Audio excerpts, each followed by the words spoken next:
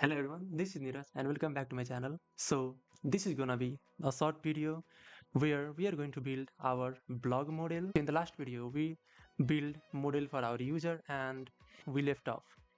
So let us discuss what data we are going to need for our blog model. Officially, the title, the second one is image, the third one is description, and the main important, the fourth one is going to be author, the person who shared this blog. So let us turn this text into code, and I will just create another file blog.model.js, and let us copy everything from here. Instead, I will write blog schema instead of user schema, and instead of user I will write blog. Let us delete this everything, and we are going to use title, which is going to be type string and required true, description, which is again going to be type string and required true, and then image, which is going to be type string required not true, because we can allow user if they want to post image or not.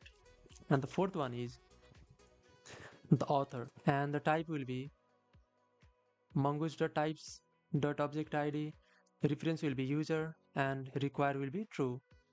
And the most important, we are going to write timestamp, because we want to track when is this created or updated. So let me just write here as well